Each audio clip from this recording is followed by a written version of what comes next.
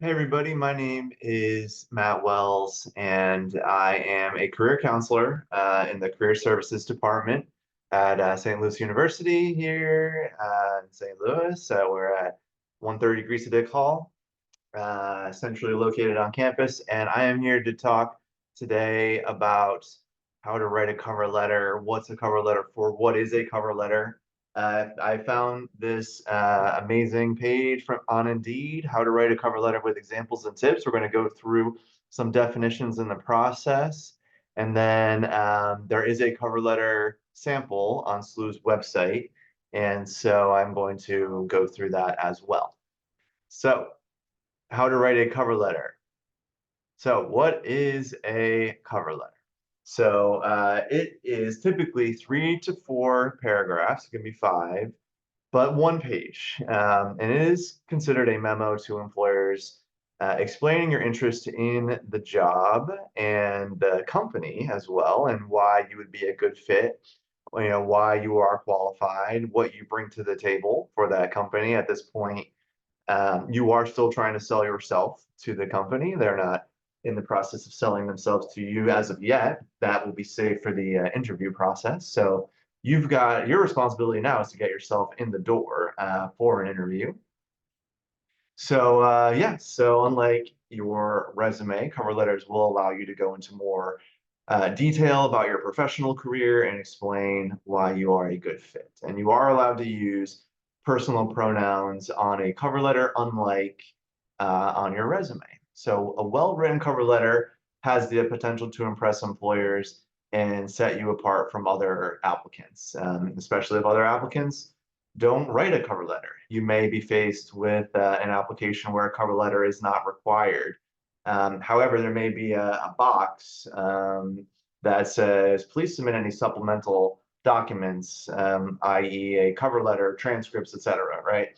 I would go ahead and every single time that's an option, write a cover letter, submit that cover letter. You have applicant A and applicant B. Applicant A only has their resume, your applicant B, you've got your resume, and you've also written a cover letter. Well, that company is going to be is prone to want to bring you in for an interview over the applicant A because they have more information about you. They can ask more questions. They have more to work off from.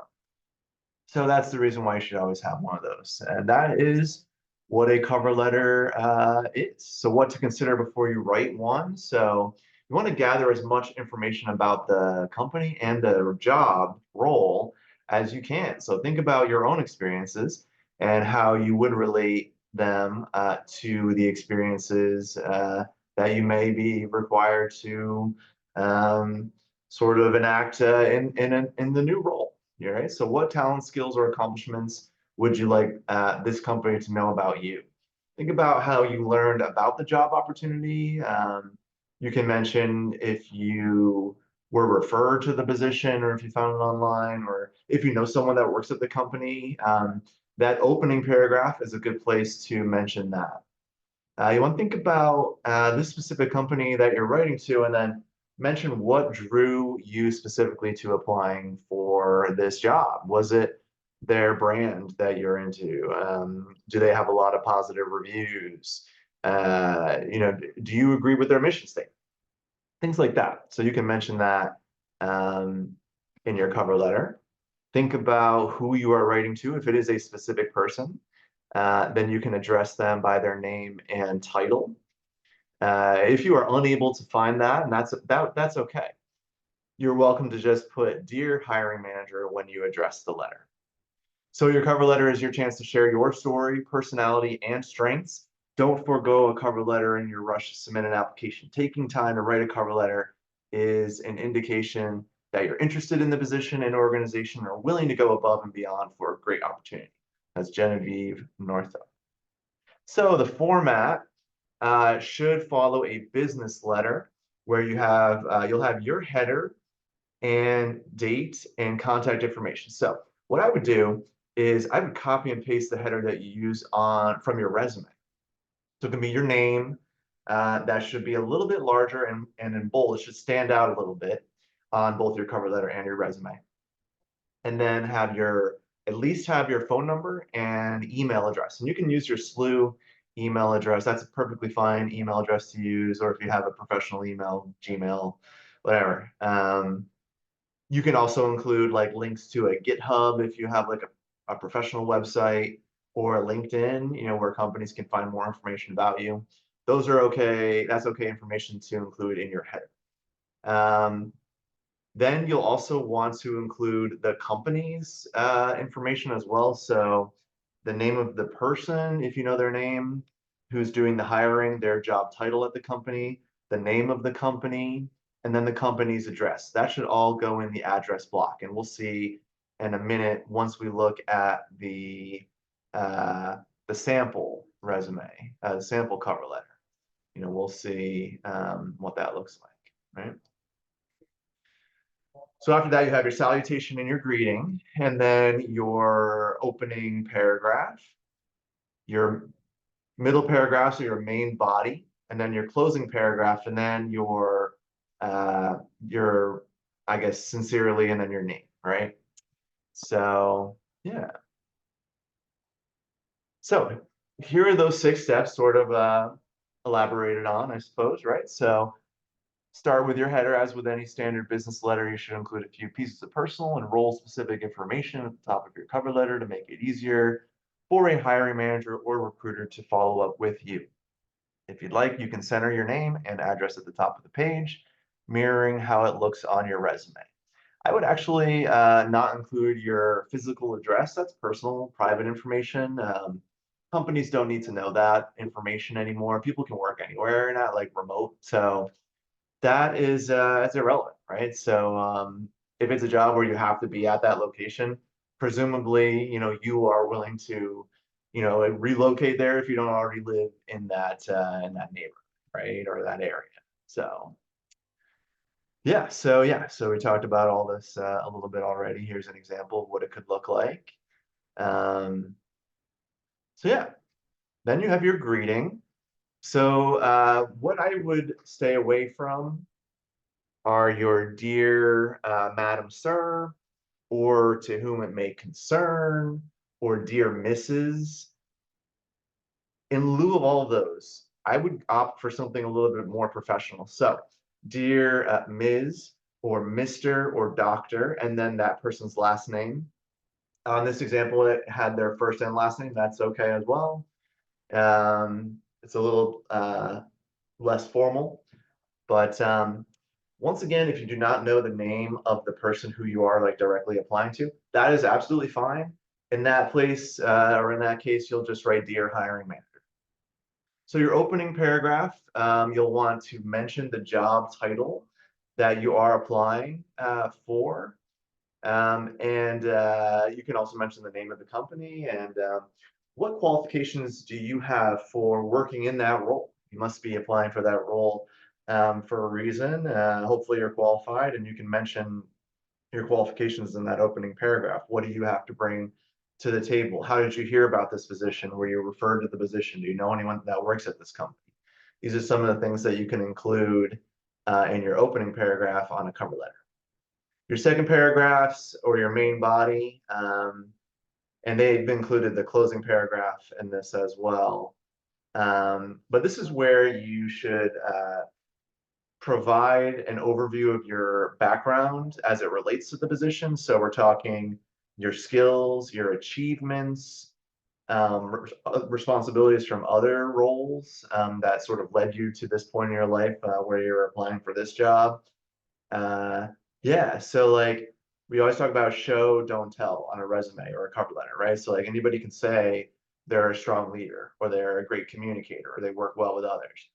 But it's better to show that by providing evidence from previous work experiences or academic experiences or projects that you've worked on, right? So definitely want to show, don't tell. And these middle paragraphs, this main body, is where you can really achieve that.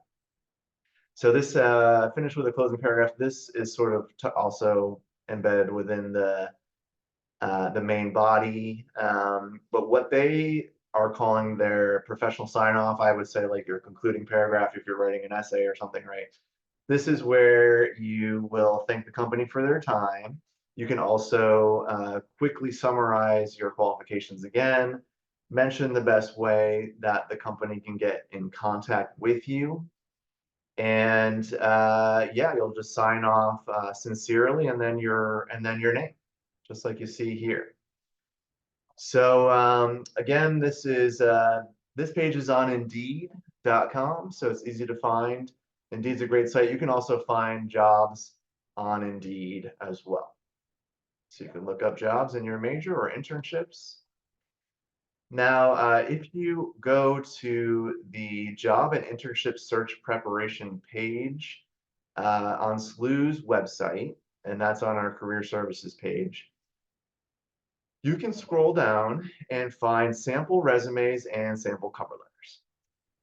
So I've got that pulled up here. This is a sample cover letter from our website. So you'll see it's the same sort of header that's on the sample resume with the name, email, and phone. So this is loading now. You can see a sample resume once this loads. Right. So what you can do is just copy and paste that onto your cover letter. Again, you'll write the dates that you're writing the cover letter, and then the name of the person, if you know their name, and their role at the company. Again, if you don't know the name of that person, that's okay. You can leave those 2 lines blank. But you should always write the name of the company and the company's address in the address block.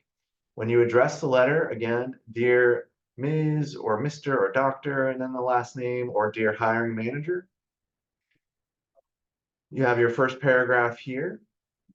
So again, include the position in which you are applying, provide a brief overview of your qualifications for the role, indicate why you are interested in that specific organization and role, emphasizing what you have to offer them instead of what they can give you, right? And if someone referred you to the position, you can also mention that there. The middle paragraphs, typically 1 to 3, and again, you'll want this document to remain just 1 page. Typically, you don't want to go over that length.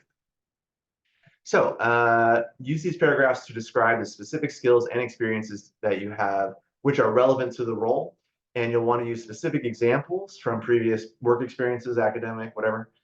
Don't just say that you have leadership experience. Tell the employer what you accomplished and what you learned, referencing these previous positions or experiences.